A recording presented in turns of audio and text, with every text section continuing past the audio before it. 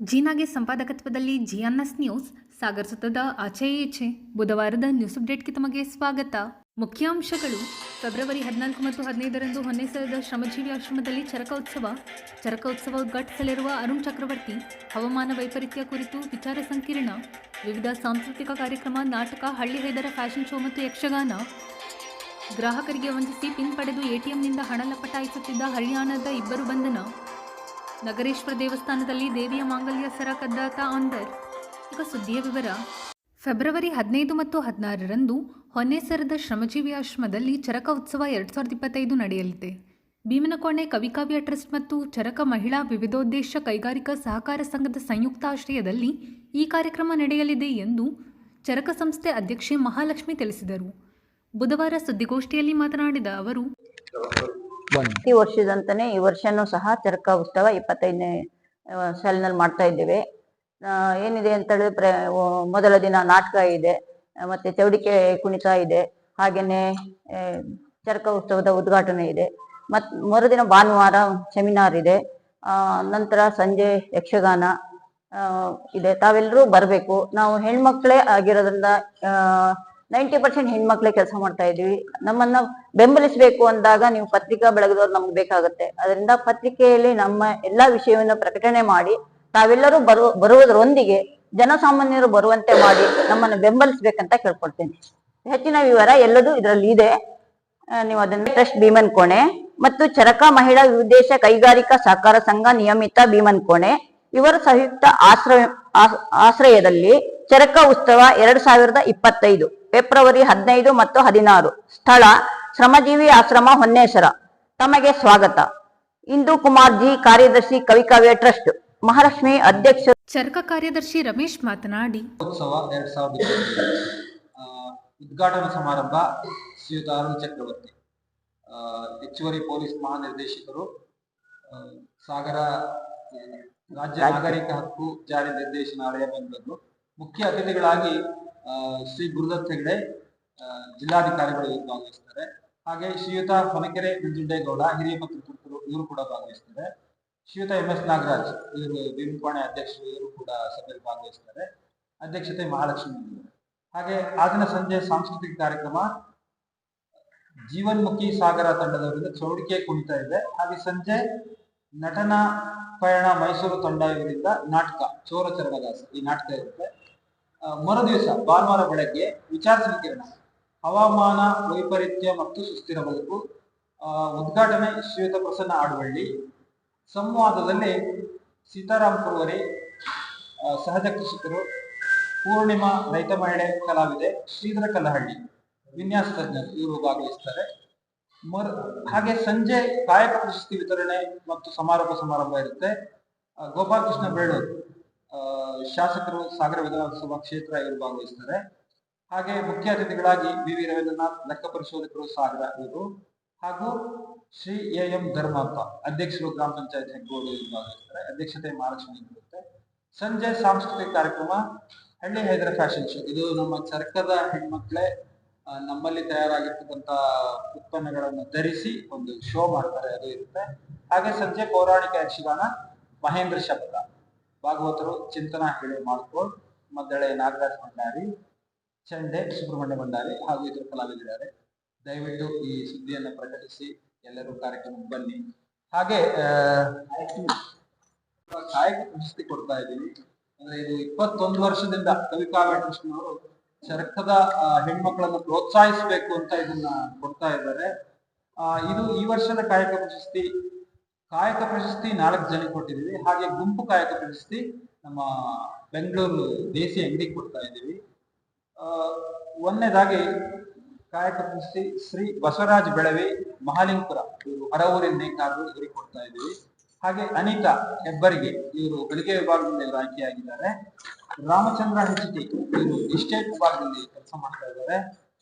ಶ್ರೀಮತಿ ಲತಾ ಕೆರೆಕೊಪ್ಪ, ಇವರು ಕ್ಯಾಂಟೀನ್ ವಿಭಾಗದಿಂದ ಪ್ರಶಸ್ತಿಗೆ ಆಯ್ಕೆಯಾಗಿದ್ದಾರೆ. ಹಾಗೆ ಗುಂಪು ಕಾಯಕ ಪ್ರಶಸ್ತಿ ಇದು ನಮ್ಮ ಬೆಂಗಳೂರಿನ ದೇಸಿ ಅಂಗಡಿಗೆ ಹೋಗ್ತಾ ಇದೆ.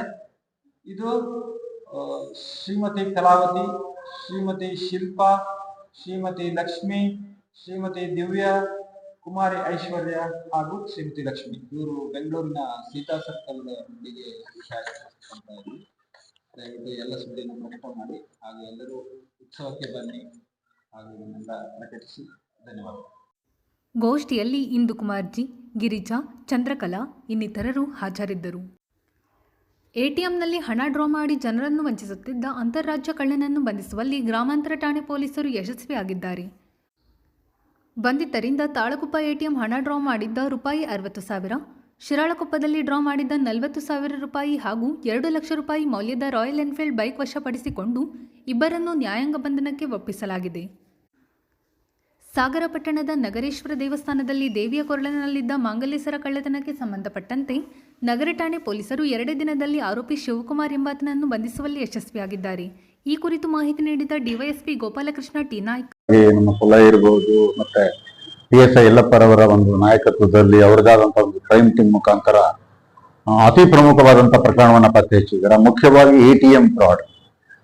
ಸಾಮಾನ್ಯವಾಗಿ ಮುಗ್ಧ ಜನರು, ವಯಸ್ಸಾದವರು, ಹೆಣ್ಣು ಮಕ್ಕಳು ATM ಒಳಗೋದವಾಗ ATM ಅವ್ರು ಒಳಗಿದ್ದಾಗಲೇ ಅವ್ರ ಹಿಂದ್ಗಡೆನೆ ಹೋದಂತ ಅಪರಿಚಿತರು ಏನ್ ಮಾಡ್ತಾ ಇದ್ರು, ಅವರ ATM ಪಿನ್ ಹಾಕ್ತಾ ಇರೋ ಪಿನ್ ನೋಡ್ಕೊಂಡು ನಂತರದಲ್ಲಿ ಹೊರಗೆ ಬರ್ತಾ ಇರ್ಬೇಕಿದ್ರೆ, ಹಣ ಕ್ಯಾಶ್ ಡ್ರಾ ಮಾಡಿ ಬರ್ಬೇಕಿದ್ರೆ, ನಿಮ್ದು ಸ್ಕ್ರೀನ್ ಆಫ್ ಆಗಿಲ್ಲ, ಸ್ಕ್ರೀನ್ ಆಫ್ ಮಾಡ್ಕೊಂಡು ಹೋಗಿ, ಇಲ್ಲ ಅಂದ್ರೆ ನಿಮ್ಮ ಹಣ ಯಾರಾದ್ರೂ ತಗೊಂಡು ಹೋಗ್ತಾರೆ ಅಂತ ಹೇಳಿ ಅವರಿಗೆ ದಿಕ್ ತಪ್ಪಿಸಿ, ಇಲ್ಲ ಸ್ಕ್ರೀನ್ ಆಫ್ ಆಗ್ತಾ ಇಲ್ಲ ನಾ ಮಾಡ್ಕೊಡ್ತೇನೆ ಅಂತೇಳಿ ಅವರು ಕಾರ್ಡನ್ನ ತಗೊಂಡು ತಕ್ಷಣದಲ್ಲಿ ಅವ್ರ ಹತ್ರ 8 ರಿಂದ 10 ಬೇರೆ ಕಾರ್ಡ್ಗಳಿರ್ತದೆ ಅದೇ ಕಲರ್ದು.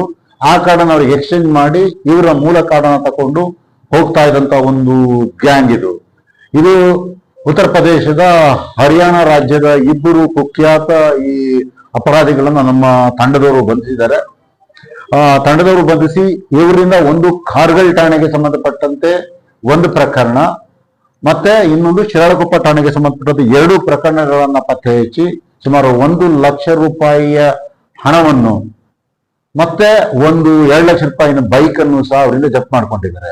ಇಲ್ಲಿ ಗಮನಿಸಬೇಕಾದದ್ದು ಅಂತ ಹೇಳಿದ್ರೆ ಅಕ್ಟೋಬರ್ ತಿಂಗಳಲ್ಲಿ ಸುಮಾರು 5-6 ತಿಂಗಳ ಹಿಂದೆ ಆದ್ರಿಂದ ಸಾಕಷ್ಟು ಹಣ ಖರ್ಚು ಮಾಡಿದ್ರು. ಆದ್ರೆ ಅದೇ ಹಣದಿಂದ ಬೈಕ್ ಅನ್ನು ಪರ್ಚೇಸ್ ಮಾಡಿದಾರೆ ಅನ್ನುವಂತ ಕಾರಣದಿಂದ ಬೈಕ್ ಅನ್ನು ಸೇರಿ ನಾವು ಜಪ್ತಿ ಮಾಡ್ಕೊಂಡಿದ್ವಿ. ಟೋಟಲ್ ಆಗಿ ಸುಮಾರು 3 ಲಕ್ಷ ರೂಪಾಯಿಯ ಮೌಲ್ಯದ ವಸ್ತುಗಳನ್ನು ಅವರಿಂದ ವಶಪಡಿಸಿಕೊಳ್ಳಲಾಗಿದೆ. ಒಂದು ಸಾರ್ವಜನಿಕರು ನಾನು ವಿನಂತಿ ಏನ್ ಮಾಡ್ತಾ ಇದೀವಿ ಅಂತ ಹೇಳಿದ್ರೆ, ಇತ್ತೀಚೆಗೆ ನಮ್ದು ಸೈಬರ್ ಕ್ರೈಮ್ ರಿಲೇಟೆಡ್ ಸಾಕಷ್ಟು ಅಪರಾಧಗಳಾಗ್ತಾ ಇದೆ. ನಾವು ಸಾಕಷ್ಟು ಅವೇರ್ನೆಸ್ ಮಾಡ್ತಾ ಇದ್ದೀವಿ. ಆದ್ರೆ ATM ಒಳಗಡೆ ಬಂದ್ಕೊಂಡು ಈ ರೀತಿ ಫ್ರಾಡ್ ಮಾಡ್ತಾ ಇರೋದು ಸಾರ್ವಜನಿಕರು ದಯವಿಟ್ಟು ಗಮನಿಸಿ. ಯಾರೇ ATM ನೀವು ಒಳಗೆ ಹಣ ಡ್ರಾ ಮಾಡಬೇಕಿದ್ರೆ ಯಾರೇ 3ನೇ ವ್ಯಕ್ತಿ ಬಂದ್ರೆ ದಯವಿಟ್ಟು ಊರಿಗೆ ಬರಬೇಡ ಅಂತ ಹೇಳ್ಬೇಕು, ಇಲ್ಲ ನೀವು ಕಂಪ್ಲೇಂಟ್ ಮಾಡಬೇಕು. ಏನೇ ಅಂತವ್ರು ಬಂದು ನಿಂತ್ಕೊಂಡಿದ್ರೆ ಫೋಟೋ ತಗೊಳ್ಳುವಂಥದ್ದು ಮಾಡಿ, ಯಾವುದೇ ಕಂಡೀಷನ್ ನಿಮ್ಮ ಕಾರ್ಡ್ ಅನ್ನು ಅವ್ರ ಕೈಲಿ ಕೊಡಬಾರ್ದು. ಮತ್ತೆ ನಿಮ್ ATM ಪಿನ್ ಹಾಕ್ಬೇಕಿದ್ರೆ ಪಿನ್ ಅನ್ನ ಕೊಡಬಾರ್ದು ಅನ್ನುವಂತ ವಿನಂತಿಯನ್ನ ಮಾಡ್ತಾ ಇದ್ದೀನಿ. ಕ್ರೈಮ್ ಸಿಬ್ಬಂದಿಗಳೇ ಸಂಪೂರ್ಣವಾಗಿ ಅವ್ರದೇ ಇದೆ, ನಮ್ದೇನು ಇರುವುದಿಲ್ಲ, ಅಧಿಕಾರಿಗಳಿಗಿಂತ ಹೆಚ್ಚಾಗಿ ಕಾರ್ಯ ಇರ್ತದೆ. ಸೊ ಅವರಿಗೆ ಒಂದು 4-5 ದಿವಸದ ಹಿಂದೆ ನಗರೇಶ್ವರ ದೇವಸ್ಥಾನದಲ್ಲಿ ಒಂದು ಕಳುವಾಗಿತ್ತು. ಆ ಪ್ರಕರಣವನ್ನು ಈಗಾಗಲೇ ನಮ್ಮ ತಂಡದವರು ಪತ್ತೆ ಹಚ್ಚಿದ್ರು.